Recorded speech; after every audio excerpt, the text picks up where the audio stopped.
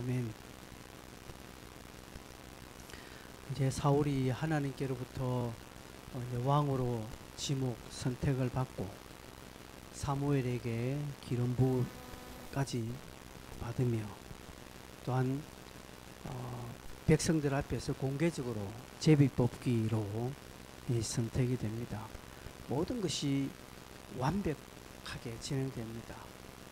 그들이 왕을 원해서 하나님 왕을 허락해 주셨고, 그리고 아주 유력한 집안에, 그리고 뭐 외적으로 내적으로 아주 볼만한 사울, 그리고 사무엘이 기름 부었고, 그리고 또 여기까지만 하면 저것끼리 쏙닥쏙닥해서 다 해먹는다 이런 이야기 들을까봐 온 백성 앞에서 하나님이 제비 뽑기를 탁탁 하니까 사울이 딱 선택되었습니다. 모든 것이 완벽하게 이루어졌습니다. 그럼에도 불구하고 우리가 10장 27절에 보면 어떤 불량배들은 이르되 이 사람이 어떻게 우리를 구원하겠느냐 하고 멸시했다라고 앞절에 나와 있죠. 여러분, 인간들이 하는 모든 일은요, 이렇습니다. 여기에도 어김없이 원망하는 자들이 있습니다. 뭘 해도 원망하는 자들은 어디에도 있습니다. 이들은 사울을 인정하지 않습니다. 그런 가운데 오늘 본문에 이제 특별한 일이 생깁니다. 암몬 사람 나하스가 길랏 야베스를 공격합니다. 길랏 야베스는 요단 동편 땅에 있는 곳입니다. 요단 동편 땅에 있는 위치적으로 지리적으로 좋은 곳에 있는 이 지파인데, 이 길랏 야베스가 공경에 처해질 때 사울이 앞장서서 이 모든 것들을 해결합니다. 그래서 암몬 사람을 완전히 쳐서 멸하고 완전히 왕으로서의 어떤 위용을 보여줍니다. 이스라엘 백성들은 역시 우리가 왕을 구하기를 잘했다 할 정도로 사울은 뛰어난 어떤 업적을 남깁니다. 이 사건으로 말미암아서 이제 사울은 왕으로서의 정식 등극을 하게 되고 약하여졌던 그러한 왕의 이미지를 아주 든든하게 세우고 또 이제 왕권을 강화시키게 되는 계기가 됩니다. 이 요단 동편 땅에 있는 이 길랏 야베스에 암몬 자손들이 쳐들어올 때에 야베스 사람들은 그냥 무조건 화친을 하려고 하니까 이 암몬은 화친을 거부합니다. 내가 너희의 눈을 다 빼기 전에는 화친은 없다 이것이죠. 그래서 이 야베스의 장로들이 일주일간 말미를 주시오. 우리가 이스라엘에게 좀 원언을 하고 만약에 정 안 되면 우리가 당신께 항복하겠습니다. 이렇게 하는 겁니다. 이제 이런 소식을 백성들이 듣고 울고 막 어수선하게 있는 상황에서 사울도 이 소식을 듣게 되죠. 그래서 이제 군사를 모읍니다. 군사를 모으니까 이스라엘 자손이 30만 명이고 유다 사람이 3만 명, 즉 33만 명이나 엄청난 대군이 모여서 이제 암몬을 완전히 쑥대밭을 만들어 놓습니다. 이렇게 하니까 10장 27절에 이 사람이 어떻게 우리를 구원하겠느냐라고 이렇게 토를 단 인물들이 없고, 오히려 12절에 보면 얼마 전에 어떻게 사울이 우리 왕이 되겠느냐라고 이렇게 떠든 놈들을 다 끄집어내서 우리가 다 죽여버리자, 뭐 이런 이제 분위기까지 되어집니다. 이때 이제 사울은 뭐라고 말합니까? 13절에 보면 오늘은 이스라엘 중에 구원을 베푸셨으니까 사람을 죽여서는 안 된다. 여기까지만 하면 사울은 정말 완벽한 임금이 됩니다. 그죠? 사람이 말로서 행동으로 말하는 사람이 있는가 반면에 말로서 말하는 사람이 있습니다. 옛말에 그런 말 있지요.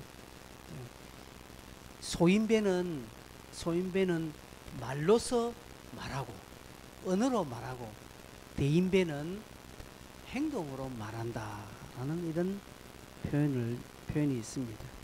오늘 사울이 얼마나 큰 인물로서, 그죠? 아주 큰 사람같이 탁 이렇게 자신의 어떤 것들을 드러냅니다.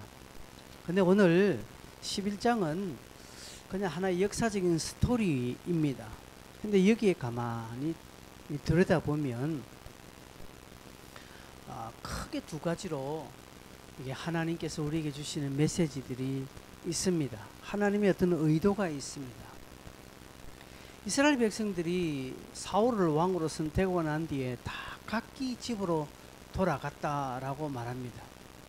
그러면서 또 분위기는 몇몇 사람들이 선동해서 사울을 왕으로 인정하지 않는 그런 분위기들이 막 지금 감지되고 있고, 또 이런 상태에서 요단 동편에 어떤 국지전이지만 전쟁이 또 일어납니다.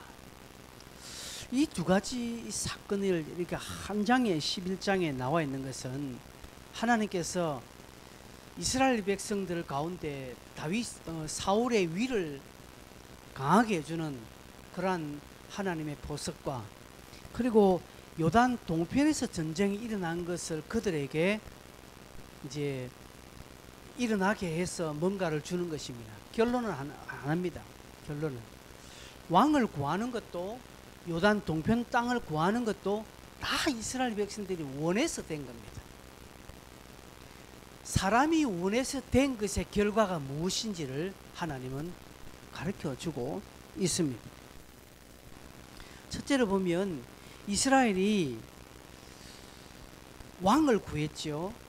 사무엘은 안 된다고 했습니다. 그러나 이스라엘은 안 된다 소리 하지 말라.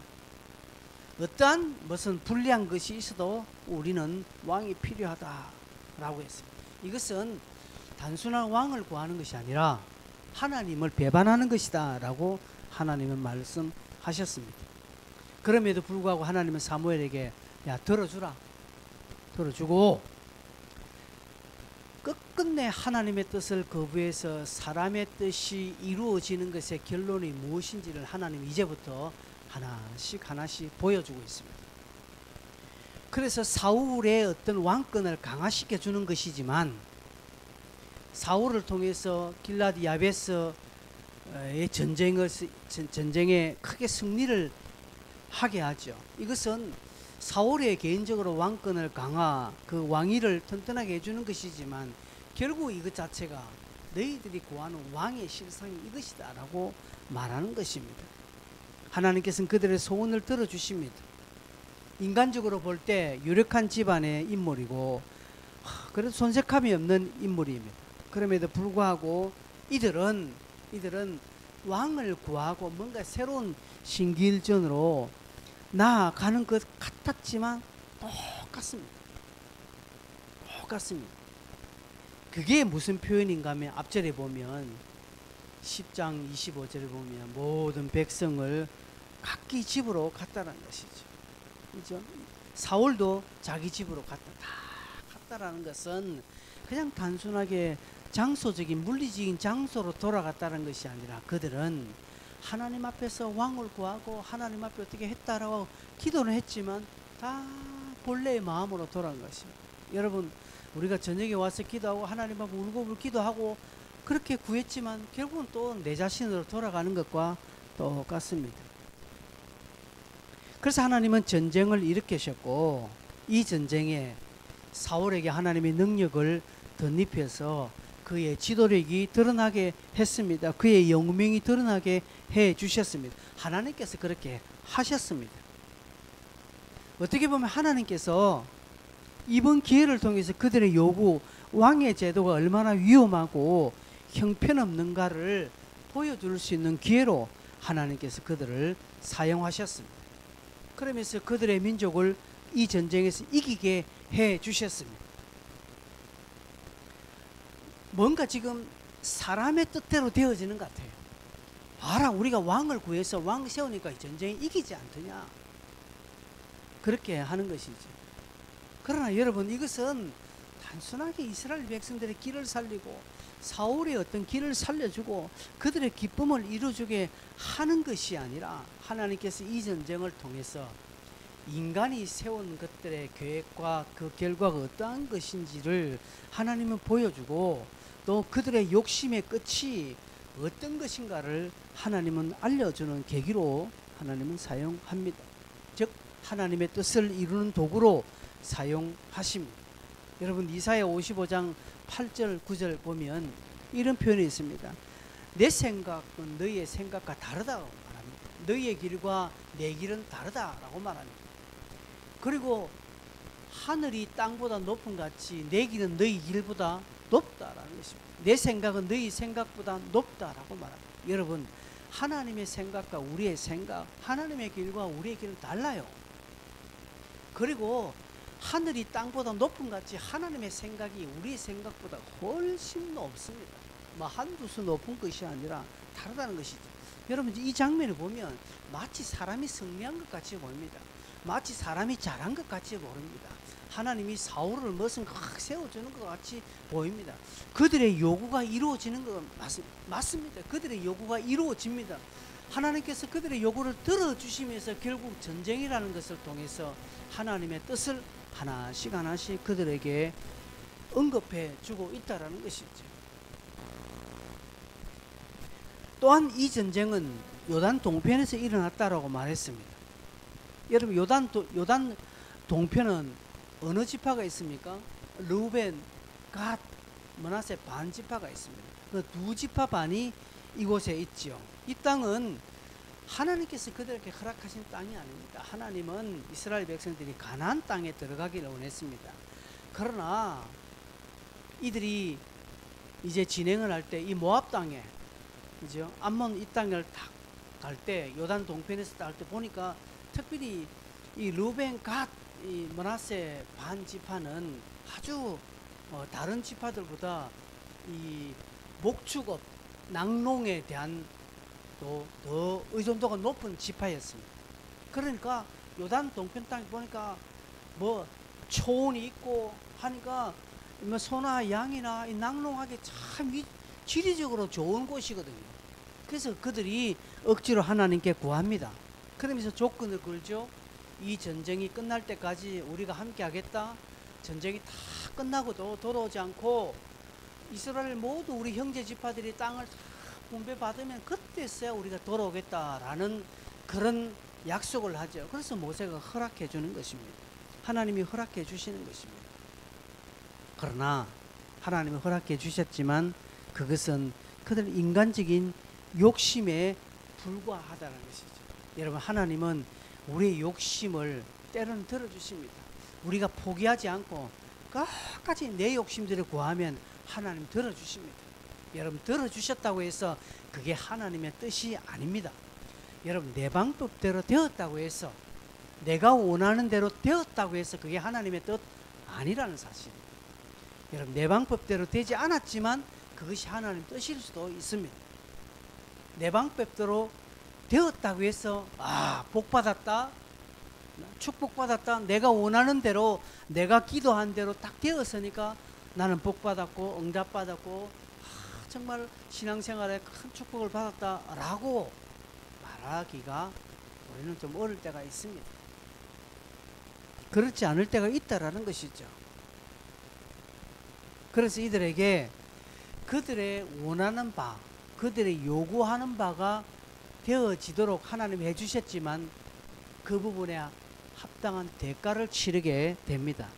이 대가는 이미 말씀했습니다. 모세를 통해서. 여러분, 요단 동편은요, 요단 동편은 다른 이방 소수민족들의 침공을 받을 수 있는 아주 지리적인, 위치적으로 아주 좋은 곳에 있습니다.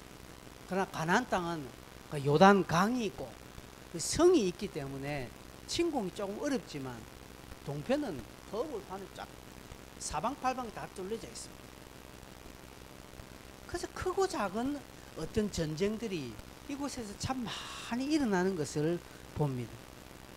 그들이 감당해야 할 대가입니다. 여러분, 내가 하나님 앞에 기도한 것을 응답받았습니다.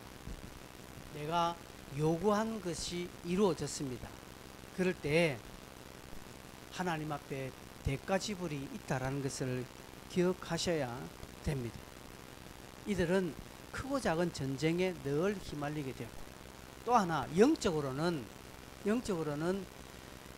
르우벤 갓 므낫세 반 지파는 요단 동편에 있기 때문에 절기나 어떤 제사 있을 때는 항상 서쪽으로 항상 와야 됩니다.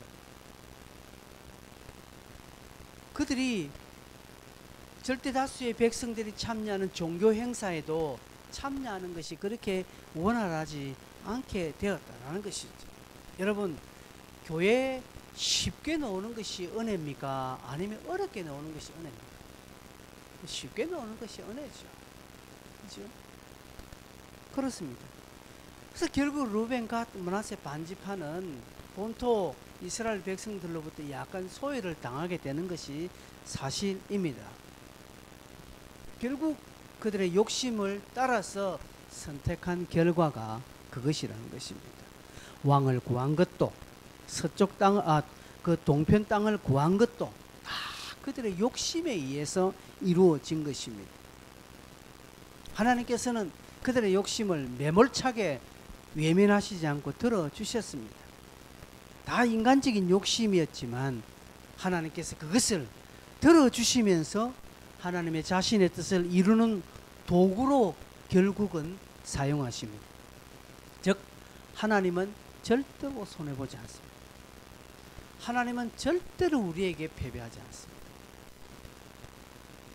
달리 말해서 하나님과 싸워서 이길 자는 없다 이 말입니다. 끝내 하나님의 뜻이 이루어진다 이 말씀입니다. 여러분, 우리가 이 땅을 보고 교회를 보고 우리 개개인을 볼 때도 세상이 득이하고 불의가 득이하는 것 같이 보이지요. 하나님의 나라가 손해보는 것 같이 보이죠. 하나님의 교회가 엄청나게 위축되고 손해보는 것 같이 보이죠. 그렇지 않습니다. 지금은 마치 이스라엘의 왕을 구하는 그 이스라엘 백성들을 그들의 요구를 들어주시는 하나님 같이 보이고, 마치 그러니까 사무엘이 위축당하죠. 사무엘은 안 된다 했거든. 그러니까 사무엘의 입장이 쏙 바뀌고 사무엘의 그 위신이 좀 깎이게 됩니다. 그리고 요단 동편 땅을 구하는 그들의 응답을 또 들어주는 그 모든 과정을 통해서 뭔가 하나님이 약간 손해보고 하나님 나라가 위축당하는 것 같이 보이지만, 그러나 끝내 하나님은 그들의 요구를 들어주시면서 그들의 요구에 합당한 대가를 치르게 만들면서 결국은 왕을 구하는 것이 우리의 잘못이구나. 동편 땅을 구하는 것이 아닌데 괜히 우리 구해서 이 고생을 하는구나를 그들이 알도록 하나님은 해 주시는 것입니다. 이것은 오늘도 마찬가지입니다. 하나님은 오늘 우리의 기도를 때로는 들어주시면서, 하나님은 때로는 내가 원하는 것을 이루도록 해주시면서, 또 반대로 하나님은 내가 엄청난 잘못을 하고 있음에도 불구하고 불같이 심판하시거나 저주하시지 않고 그냥 둡니다. 마치 내가 잘못 살아도 아무런 무슨 큰 어려움을 당하지 않는 거. 그래서 하나님 있나 없나 할 정도로 이리 살아도 되네 라고 마치 그렇게 자만할 것 같이 하나님 두십니다. 그냥 두십니다. 그러나 언젠가 그 뜻에 따라서 그 때가 오면 하나님께서 이기십니다. 하나님께서 자신의 뜻을 이루십니다. 마치 부모가 힘이 없어서 자식이 지는 것 아니잖아요. 하라고 하는 거지. 그래. 그러면서 부모들은 너도 나중에 자식 낳아봐라 하고 이해합니다. 어떤 부모는 너도 네 닮은 자식을 꼭 낳아봐라 하는 것이죠. 왜냐하면 딱 그때는 이제 깨닫거든요. 지도 자식 낳아서 길러보면 그때 우리 아버지 우리 엄마가 왜 그런지 그제서야 이해를 하는 것처럼 하나님께서도 그렇게 하신다는 것이지. 그래, 그 과정이 고난이요, 시험이요, 어려움이는 대가가 온다는 것을 말씀합니다. 사울이 왕으로 등극하자마자 왜 전쟁이 일어나게 하는 것입니까? 암몬이 왜 갑자기 길라디 야베스를 쳐들어오게 합니까? 왜 또 해필이면 길라드 야베스입니까? 여러분, 길라드 야베스가 왜 사울이 베냐민 지파잖아요. 베냐민 지파와 길라드 야베스는 엄청난 관계가 있습니다. 어떤 관계냐? 거의 친족입니다. 친족. 여러분, 우리가 사사기를 보면, 사사기에서 보면 그 레인의 어떤 첩 사건이 일어나죠. 그래서 이 첩을, 죽인 첩을 12토막을 내서 각 지파로 다 보내지 않습니까? 그 사건이 어디에서 일어나? 베냐민 지파 땅에서 일어났거든요. 그래서 이스라엘 모든 백성들이 베냐민과 한판 전쟁을 합니다. 그래서 두 번은 지다가 세 번째는 이스라엘의 연합군이 이기거든요. 이때 베냐민의 모든 남자들이 다 씨가 말라버려요. 그래서 큰일 났다.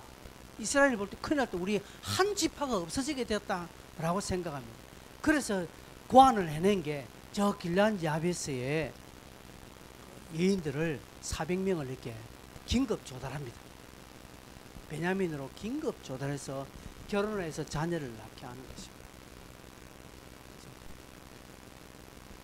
그래서 베냐민 지파의 사람들은, 웬만한 사람들은 저거 어머니, 저거 외할머니가 다 어디 사람이라? 길라드 야베스 사람. 꼭 자기 어머니 할머니가 아니라도 우리 이모,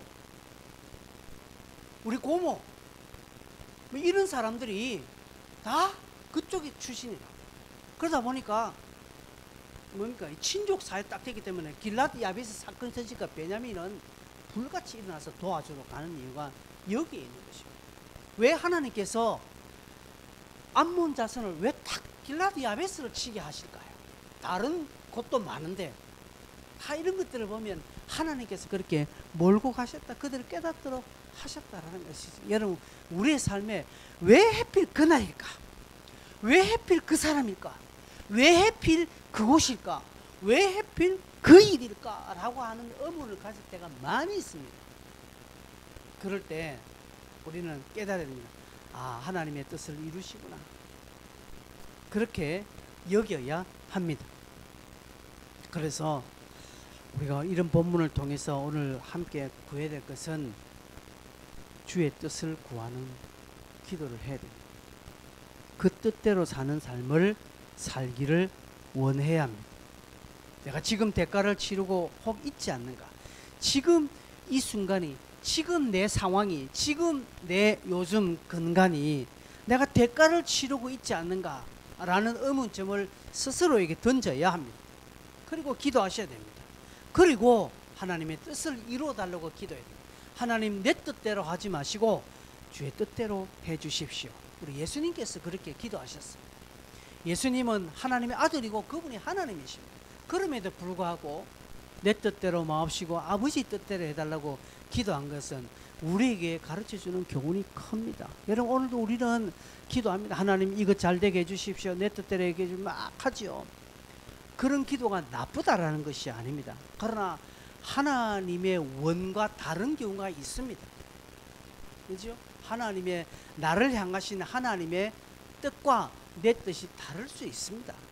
이럴 때는 빨리 우리의 기도를 빨리 고쳐야 하는 것입니다. 하나님, 내 기도가 잘못되었다면 내 기도를 바꿔달라고 기도하십시오. 하나님의 뜻을 알 수 있도록, 때로는 내가 기도할 때, 내가 말씀을 볼 때, 설교를 들을 때, 내가 저 바닷가를 바라보면서 내가 등산을 할 때, 내가 어떤 일을 할 때 하나님의 뜻이 명확하게 내한테 세워지도록, 그것이 하나님의 뜻이라고 하면 아무리 내가 어렵고 내가 손해보는 것이라 할지라도 그 뜻대로 내가 가겠습니다 라는 그런 믿음과 그런 각오를 가지셔야 합니다. 그럼에도 불구하고 내 뜻을, 내 생각을 관철하려고 하면 끝까지 나는 힘듭니다. 이야기했습니다. 조금 전에 절대로 우리는 하나님을 이길 수 없습니다. 달리 말해서 하나님은 절대로 나에게 지지 않습니다. 하나님 손해보지 않습니다. 그렇기 때문에 일찌감치 항복하고 일찌감치 하나님의 뜻을 구하면 그게 바로 성공하는 길이라는 사실입니다. 이제 말씀을 맺습니다. 여러분, 주의 뜻을 구하십시오. 하나님 뜻대로 하게 해달라고 늘 기도하십시오. 하나님, 나는 헷갈립니다. 모르겠습니다. 이 순간도 주의 뜻을 나타내 주십시오. 주의 뜻을 알 수 있도록 해 주십시오. 주의 뜻이를 들을 수 있도록 해 달라고, 하나님 뜻을 내게 허락해 달라고 기도하셔야 됩니다. 그렇죠? 찬송하겠습니다.